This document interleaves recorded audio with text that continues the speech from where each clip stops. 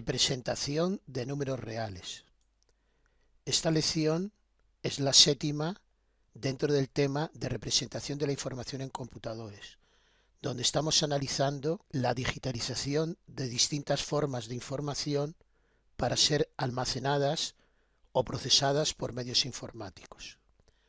Para entender adecuadamente lo que voy a explicar en esta lección, conviene conocer lo que se explica en el apéndice 1, sistemas de numeración usuales en informática. Desde un punto de vista informático, un número real se compone de dos partes, una parte que denominamos entera y otra parte fraccionaria, separadas ambas partes por una coma. Los países anglosajones utilizan un punto en lugar de una coma. Como ejemplo de número real tenemos este número que indico aquí, 13.257,3285. Este número puede representarse de distintas formas. Aquí lo tenemos en la forma original, tal y como lo he descrito, pero también lo podemos poner multiplicado por 10 elevado a 0. El valor del número no cambia porque 10 elevado a 0 es 1. Pero también podríamos desplazar la coma, por ejemplo, 4 lugares a la izquierda.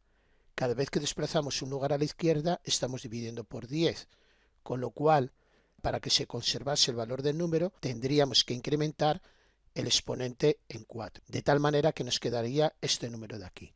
Pero también podemos desplazar un lugar más a la izquierda de la coma, por ejemplo, y nos quedaría este número, que es igual al anterior, si incrementamos en 1 el exponente. Pero también lo podemos poner en esta otra forma de aquí, con lo que quedaría multiplicado por 10 elevado a menos 4, o esta otra forma de aquí. Es decir, que lo podemos poner de muy distintas maneras.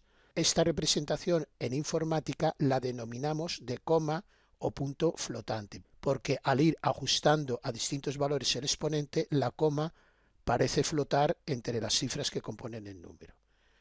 Se dice que un número está normalizado cuando la cifra más significativa está en la posición de las unidades, en la posición 0. De tal manera que de todas estas representaciones que hemos visto, la representación normalizada es precisamente esta de aquí, que está destacada.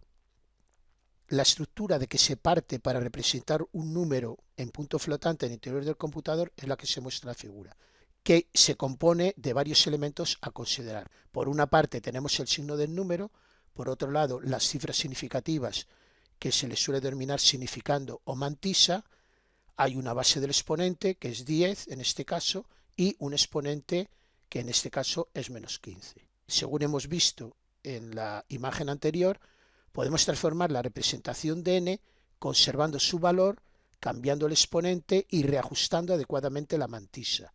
Si aumentamos en una unidad el exponente e, debemos dividir m por b. De la misma manera, si disminuimos en una unidad el exponente e, debemos multiplicar m por la base del exponente b.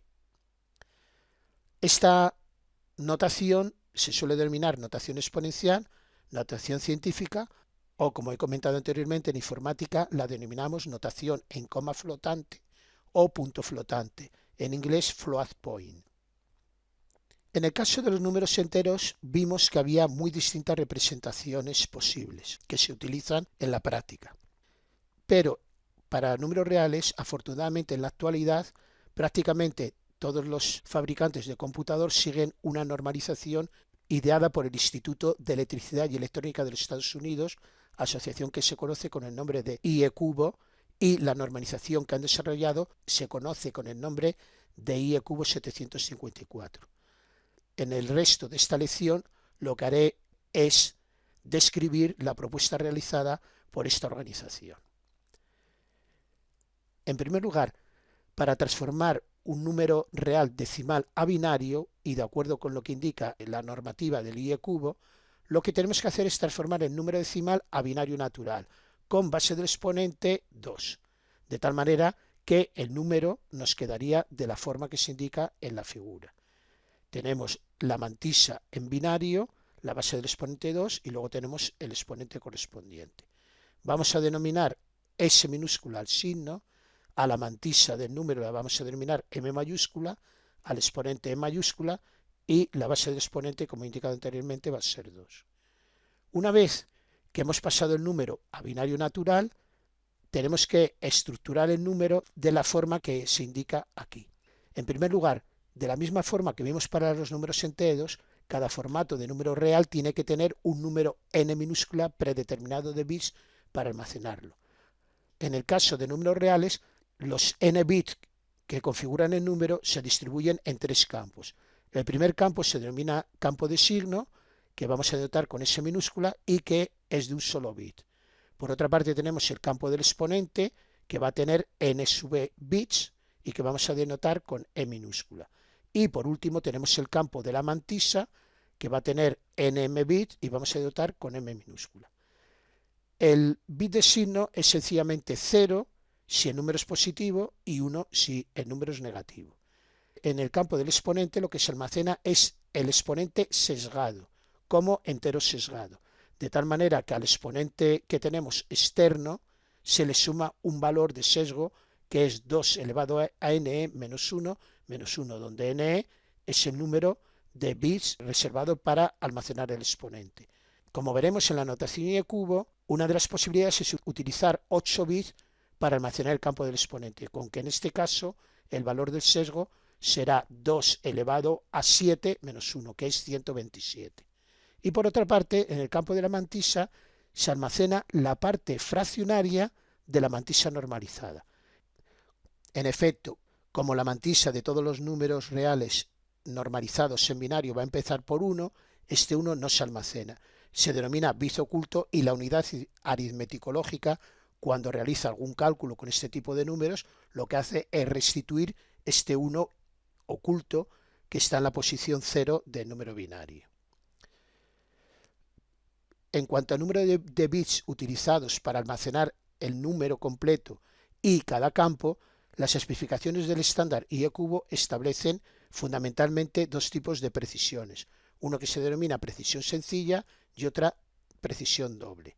En la precisión sencilla, el número de bits en los que se almacena el número es 32, dedicando 8 bits para el exponente y 23 bits para la mantisa. Esto quiere decir que representamos a los números con 24 bits de cifras significativas, 24 bits de precisión. Recuerden que aparte de los 23 bits que se incluyen dentro del número, tenemos otro bit que es el 1 oculto. El sesgo del exponente, como he comentado anteriormente, es 127 y el exponente más pequeño va a ser menos 126. Una alternativa a la precisión sencilla es la precisión doble, con la cual se reservan 64 bits para el número completo, de ellos 11 bits corresponden al exponente, 52 a la mantisa y el sesgo del exponente va a ser 1023 y el exponente mínimo va a ser menos 1022. Hay que tener en cuenta que también el estándar I de cubo contempla otras dos posibilidades que son precisión sencilla ampliada y precisión doble ampliada, que llegan a considerar hasta 128 bits para representar el número real completo. Pero para afianzar las ideas que acabo de exponer, vamos a ver dos ejemplos de representación de números reales en simple precisión. Consideremos el número A87. Vamos a obtener su representación como número real en este estándar. En primer lugar, pasamos el número decimal a binario natural. Para ello, como vimos en el apéndice dedicado a los sistemas de numeración usuales en informática, basta con dividir de forma entera el número 87 por 16. En este caso basta con una división. Entonces tenemos que 87 decimal es igual a 57 en esa decimal. Recordemos que tenemos que coger el último cociente y los restos sucesivos en sentido contrario a cómo han sido obtenidos, de tal manera que en este caso tenemos que es 57 en esa decimal. Lo pasamos a binario, el 5 es 101 y 7 es 0111. Con lo cual ya tenemos el número en binario natural. A continuación normalizamos el número. En este caso lo que tenemos que hacer es desplazar la coma 1, 2, 3, 4, 5, 6 lugares a la izquierda, con lo cual sería 1,010111 y como hemos desplazado 6 lugares a la coma de un número binario, lo que hemos hecho ha sido dividirlo por 2 elevado a 6. Para que el número sea igual al anterior, tendremos que multiplicarlo por 2 elevado a 6 para compensar esas variaciones. Es decir, que en definitiva tenemos que el signo del número es positivo, la mantisa binaria M mayúscula es 1, 0, 1, 0, 1, 1, 1 y el exponente con base binaria es 6. A continuación vamos a obtener el exponente sesgado. Este es el número que acabamos de obtener en binario y el exponente sesgado, como he comentado anteriormente, consiste en sumar al exponente externo, lo que hemos denominado E mayúscula, el sesgo, que es 127 en este caso, con lo cual nos queda 133 en decimal. Ahora tenemos que pasar este valor decimal a binario. Como antes dividimos por 16 y nos va a quedar que 133 en decimal es igual a 85 en esa decimal, o lo que es lo mismo 8 que es 1000 y 5 que es 0101. Ya tenemos el exponente sesgado del número. A continuación, pues componemos el número en la representación del IE cubo 754. Recordemos que tenemos que poner en primer lugar el signo, luego el exponente sesgado y por último la parte fraccionaria de la mantisa normalizada. Como A es mayor que 0, el signo del número va a ser 1. Como la mantisa es 1,010111, lo que tenemos que almacenar es solo la parte fraccionaria, de tal manera que el campo M minúscula va a ser 0,10,111, lo que tenemos aquí. Y el exponente sesgado que hemos obtenido anteriormente era 10,00101, con lo que el número resultante es este que he indicado aquí. Signo, exponente sesgado y parte fraccionaria de la mantisa. Como ven, he completado la mantisa en la parte menos significativa hasta tener un total de 23 bits. Este número lo podemos representar también abreviadamente expresándolo en hexadecimal. Agrupamos las cifras de 4 en 4 y nos va a quedar 0100 que es 4, 00102, 1010 que es A, 1110 que es C y luego todo lo demás nos va a quedar 0. Con lo que la solución expresada en hexadecimal sería 42AE00000. Este número, en vez de haber sido 87, hubiese sido negativo menos 87. Lo único que variaría sería que el bit de signo sería 1. Con lo cual, en vez de tener aquí 0100, tendríamos 1100. Es decir, que en hexadecimal el número sería C2AE0000. En Internet hay distintos simuladores con los cuales podemos comprobar estos resultados. Así, por ejemplo, esto es de un simulador del Queens College de una universidad del estado de Nueva York, donde hemos introducido el valor a analizar, concretamente en este caso 87, y nos da el número binario en 32 bits en representación del IE cubo 754. Vemos que es 42AE0000, coincide exactamente con el número que hemos obtenido. Aquí tienen la dirección web donde se encuentra este simulador. Una cuestión que quería recalcar y que vimos ya en el caso de la representación de números enteros es que el patrón de bit que representa un número depende del formato, depende del tipo de datos en el que esté definido. Así tenemos, incluyendo los resultados de la lección anterior, como resumen lo siguiente. También en la lección anterior consideramos el número 87 y menos 87. Entonces aquí vemos los valores que obtuvimos en distintos formatos de números enteros, entero signo y magnitud, entero complemento a 1, entero complemento a 2 y entero sesgado, en todos los casos con n igual a 16 bits, y vemos en la imagen los distintos patrones de bit que obtuvimos. Que como ven, si consideramos los números negativos, pues son todos distintos. Y ahora aquí hemos añadido el patrón de bit que hemos obtenido en el ejemplo anterior para 87 y para menos 87. Como ven, el mismo número 87 tiene distintos patrones dependiendo del formato utilizado. Vamos a ver ahora un ejemplo más complejo que el anterior. Concretamente vamos a ver cómo se representa el número menos 543,7 por 10 elevado a menos 17. Como antes, primero normalizamos el número en decimal, es decir, que tenemos menos 543,7 por 10 elevado a menos 17, lo normalizo, es decir, que desplazo la coma 2 lugares a la izquierda, para que la cifra más significativa quede en la posición de las unidades. Para que el valor del número no cambie, he tenido que elevar en 2 el exponente del número.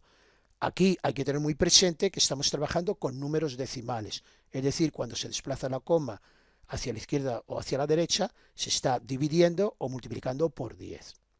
A continuación expresamos el número con base del exponente 2, es decir, de la forma n igual a m por 2 elevado a e, para lo cual tenemos que expresar 10 elevado a menos 15 como 2 elevado a un determinado valor. Para hacer esta operación lo que hacemos es tomar logaritmos en los dos lados de la ecuación, de tal manera que nos queda menos 15 logaritmo decimal de 10 igual a x por logaritmo decimal de 2. Despejando x de esta expresión y haciendo cálculos, obtenemos que el valor de x es menos 49,82, 89, 21, 42. Es decir, que el número que teníamos inicialmente nos queda de esta forma, 5,437 por 2 elevado a menos 49,82, etc. Nos ha quedado un exponente que no es un número entero. En la representación, el exponente de la base tiene que ser un número entero. Entonces descomponemos este exponente en 2 elevado a menos 49, que tiene la parte entera, y la parte fraccionaria del exponente se la añadimos a la mantisa que teníamos inicialmente.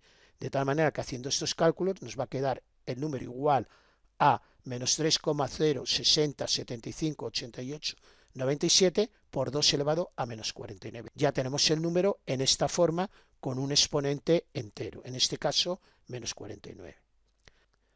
A continuación transformamos la mantisa a binario. Este es el número que hemos obtenido. Recordando lo que vimos en el apéndice, primero tenemos que pasar a hexadecimal la parte entera. En este caso es 3, que 3 en hexadecimal es 3. Y por otra parte, para pasar la parte fraccionaria, multiplicamos sucesivamente por 16. Tenemos la parte fraccionaria es 0,060, 75, 88, 97, que he transcrito aquí, la multiplico por 16 y me queda este número. Y ese 0 va a ser la primera cifra hexadecimal que tenemos en la parte fraccionaria del número. A continuación consideramos la parte fraccionaria del número anteriormente obtenido, que es 0,97, 21, 42, 348, lo multiplicamos por 16 como antes, y en este caso la parte entera es 15. 15 decimal, que en hexadecimal es f. Esta sería la segunda cifra de la parte fraccionaria del número. A continuación cogemos la parte fraccionaria del número anteriormente obtenido y lo multiplicamos otra vez por 16. En este caso 8 va a ser la parte entera, que en hexadecimal va a ser 8. Volvemos a coger la parte fraccionaria del número obtenido, lo multiplicamos por 16 y obtenemos como parte entera 13, que en hexadecimal es d. Seguimos realizando este proceso. En este caso sería 0,89505,935, que tenemos aquí, lo multiplicamos por 16, la parte entera sería 14, que en hexadecimal es e. Y por último volvemos a multiplicar la parte fraccionaria del número por 16 y nos queda 5. Como pueden apreciar, podríamos seguir multiplicando y obteniendo cifras hexadecimales. Pero recordando que el número original lo queríamos representar en simple precisión, y en simple precisión vamos a tener 24 bits en la parte de la mantisa, y como cada cifra hexadecimal contribuye con 4 bits, pues basta con que hagamos 6 multiplicaciones para obtener un resultado lo más preciso posible. Ahora sustituimos estos valores en esta expresión y obtenemos los siguientes resultados. N, el número original de que hemos partido, que sería 3,0F8 de E5, que lo he transcrito aquí, por 2 elevado a menos 49.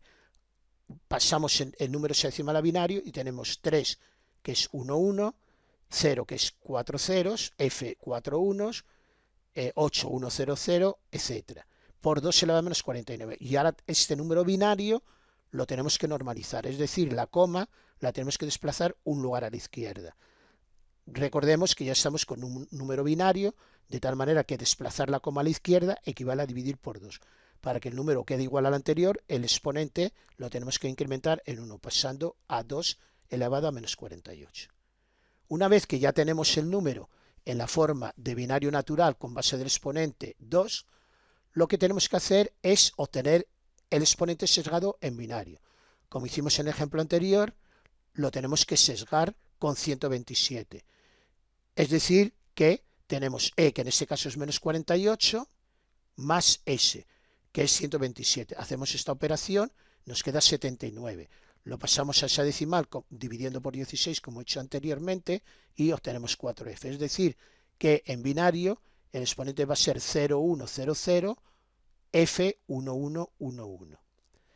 Ya podemos componer el número según la notación I e cubo. Concretamente tenemos el signo que era 1, el exponente sesgado que es 0, 1, 0, 0, 1, 1, 1, 1, que lo tenemos aquí, y por otra parte la parte fraccionaria de la mantisa normalizada, es decir, el 1, no lo tenemos que considerar, copiamos 1, 0, 0, 1, 0, 0, 0, 0, 1, 1, 0, 0, 1, 1, 1, 1, 1, 0, 1, 1, 1, 0, 0, 0, 1, 1, 0, 0, 1, 1, 0, 1, 1, 1, 0, 1, 1 y 1, 0, 0, 1 y 1, 0, 0. Aquí quedan dos cifras que por ahora no vamos a considerarlas. Abreviadamente, este número lo podemos poner en hexadecimal. Aquí tenemos 1010 que es A, 0111 que es 7, 1100 que es C, 0011 que es 3, 1110 que es E, 0011 que es 3, 0111 que es 7 y 1001, 9. Para comprobar que los resultados son correctos, podemos ir a la web que he indicado anteriormente y efectivamente incluimos el valor del número que queremos analizar, que es menos 543,7 por 10 elevado a menos 17, y obtenemos el resultado que coincide exactamente con lo que hemos visto anteriormente. Una cuestión que deseo indicar es que en estos analizadores debemos incluir un punto en lugar de una coma para separar la parte entera de la parte fraccionaria del número. Números denormalizados. La representación vista hasta ahora considera solo números normalizados, es decir, la cifra más significativa siempre va a estar la posición que solemos denominar posición de las unidades. El número más pequeño en este tipo de representación sería 1,000 por 2 elevado a menos 127. Recordemos que al estar el número normalizado, el 1 de la posición 0 está implícito, es decir, que lo tenemos que restituir como he hecho yo aquí. Y el exponente más pequeño sería menos 127. Sin embargo, el estándar IE cubo, para poder representar números más pequeños, define lo que denomina números denormalizados. En este tipo de números, la parte entera del número es 0, es decir, que no hay un 1 implícito, como en este caso de aquí. Y el exponente externo de la base binaria siempre va a ser menos 126 para el caso de números en precisión sencilla, y en el caso de precisión doble va a ser menos 1023. El exponente sesgado correspondiente a estos valores, menos 126 y menos 1023, va a ser todo ceros.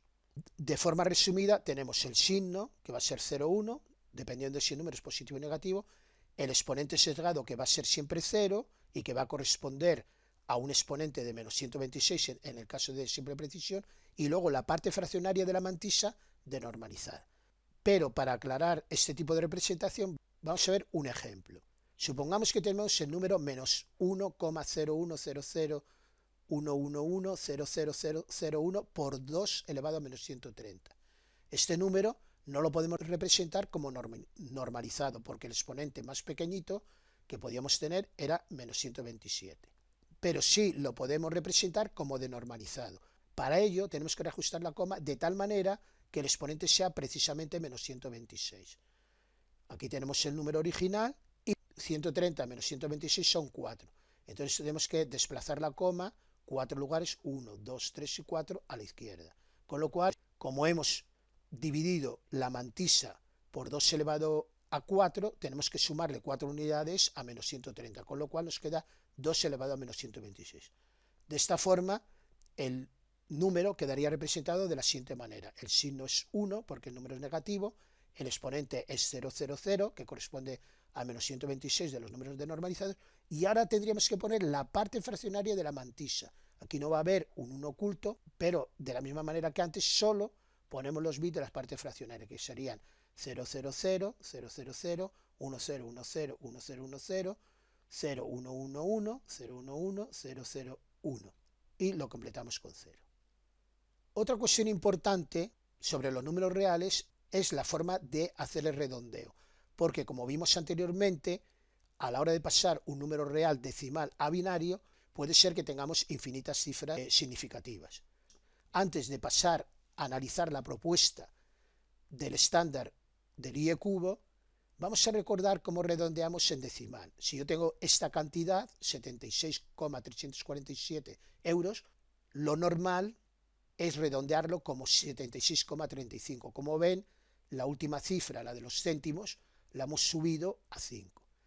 Se hace de esta manera porque nosotros aquí tenemos dos posibilidades, o subir el 4 a 5 o truncar quitando el 7.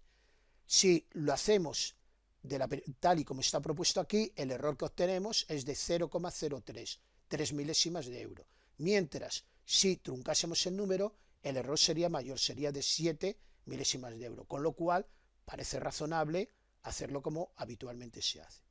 Si tenemos este otro número de aquí, 76,344, en este caso la cifra a despreciar es menor que 5, lo que hacemos es truncar, es decir, lo redondeamos por 76,34 euros. También aquí podemos comprobar que de esta forma cometemos menos error que si subimos el 4 a 5. Luego tenemos esta situación que es una situación intermedia, cuando la primera cifra a despreciar es un 5. En este caso se comete el mismo error si subimos el 4 a 5 o lo dejamos un 4.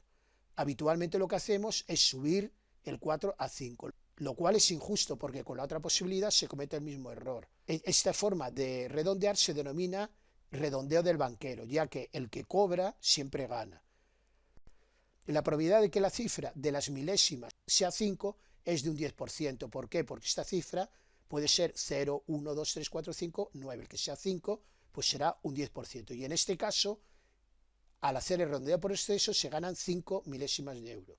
Si un banco, por ejemplo, cobra 200.000 recibos de agua o de electricidad, gana por redondeos 1.000 euros. Es decir, esta situación, insisto, es injusta. Y este problema lo resuelve la propuesta del IE cubo de forma muy razonable y totalmente justa, como veremos a continuación. En la propuesta de redondeo del IE cubo 754 se hace un redondeo al más próximo, de la misma manera que hacemos en decimal. En este caso hay que considerar de las cifras que se desprecian las dos más significativas. La primera se denomina de guarda y la segunda de redondeo. Las situaciones que se pueden presentar son las siguientes. Primero, que las dos cifras más significativas que se desprecian sean 0,0, en cuyo caso el error menor que se comete es truncar. Realmente no se cometería ningún error. Si fuesen 0,1, también lo lógico es truncar. En cambio, si las dos cifras más significativas que se desprecian fuese 1,1, habría que sumar 1 a la cifra menos significativa que se retiene, como ocurre en el caso decimal. En cambio, la situación problemática que teníamos en números decimales se corresponde a números binarios cuando las dos cifras más significativas que se desprecian son 1, 0. En este caso se cometería el mismo error si truncamos o si sumamos 1 a la cifra que se retiene. La propuesta del IE cubo consiste en hacer un redondeo que se llama al par, que consiste en truncar o sumar 1 de forma tal que la cifra menos significativa que se retiene resulte ser siempre 0. Pero veamos esto con un ejemplo. El número que vimos anteriormente era este, y las cifras que no consideramos, que despreciamos, eran 0, 1. Obviamente, según lo que acabo de decir en la imagen anterior, tenemos que truncar, con lo que el número es el que hemos considerado, que es este de aquí. Si en lugar de 0, 1 estas cifras fuesen 1, 1, pues tendríamos que sumar 1 a la cifra menos significativa que se retiene, que es esta de aquí. Con lo cual, el número nos quedaría, sumando aquí 1, quedaría 1 más 1, 0, me llevo 1, y 1 más 0 es 1, nos quedaría este valor del número. Si tuviésemos el caso 1, 0, que era el caso problemático, en el que se comete el mismo error sumando 1 que truncando, tendríamos que realizar un redondeo al par. Es decir, en este caso, como aquí tenemos un 1, tendríamos que sumar 1 para que nos quedase esta cifra siempre 0. Es decir, que nos quedaría este número de aquí. He sumado 1, nos quedaría 1, 0, 1, 0. Este sería un redondeo al par. De todas maneras, hay que tener en cuenta que el error de redondeo o truncamiento va a ser en todos los casos muy pequeño, ya que el bit más significativo que se desprecia está en la posición menos 24.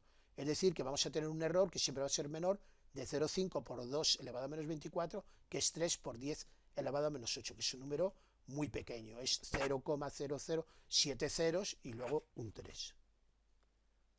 El estándar del IE cubo considera también determinados patrones a situaciones especiales. En primer lugar, tenemos la situación que acabamos de ver de números denormalizados, en las que siempre el exponente sesgado va a ser 0, 0. También se reserva un patrón para el 0, que van a ser todos los bits 0, tanto el de signo como el del exponente como el de la mantisa. Luego también considera un patrón para infinito, que es el bit de signo 0, 1, dependiendo de que es más infinito o menos infinito, todos los bits del exponente a 1 y todos los bits de la mantisa es 0. Ello quiere decir que si a la unidad aritmético lógica se le presenta, por ejemplo, una división cuyo resultado tiene que ser infinito, genera automáticamente este patrón de bit. Y por otra parte también considera números indeterminados. Por ejemplo, si a la unidad aritmético lógica se le presenta una división de 0 entre 0, nos va a generar un patrón de bit en que va a ser el bit de signo 0, todos los bits del exponente 1 y la mantisa va a ser un valor distinto de 0. También podemos obtener como ejercicio los límites de los números representables. Como acabamos de ver, el infinito corresponde a este patrón de bit. El número mayor que podemos tener va a ser 1, 1, 1, 1, 1, 0 de exponente y todos los bits de la mantisa 1. El número menor normalizado sería 0,0001, 0000. Recordemos que aquí el 1 está implícito, con lo que este número sería 2 elevado a menos 126 por 1. Por otra parte, el número menor normalizado sería todos ceros y la mantisa un 1 aquí. Es decir, que sería 2 elevado a menos 23, porque este 1 está en la posición 23 de la parte fraccionaria, por 2 elevado a menos 126, que es lo que corresponde al exponente denormalizado. Y el 0 sería este de aquí. En esta imagen he tratado de representar en una recta real todos los números representables en el ordenador para el caso de simple precisión, es decir, considerar que tenemos 32 bits para representar el número. Al igual que en el caso de los números enteros, puede ocurrir que como resultado de una operación se obtenga en la ALU un número de un valor tan grande que no sea representable por superar el límite establecido. Entonces se dice que se ha producido un desbordamiento. En este caso, la unidad aritmético lógica activa un biestable que indica que se ha producido este hecho y que por tanto el resultado obtenido no es válido. Este problema podría solucionarse utilizando los formatos de precisión doble o cuádruple, que utilizan 64 o 128 bits para almacenar los números reales, permitiendo mayor precisión y un rango de valores mucho más amplio.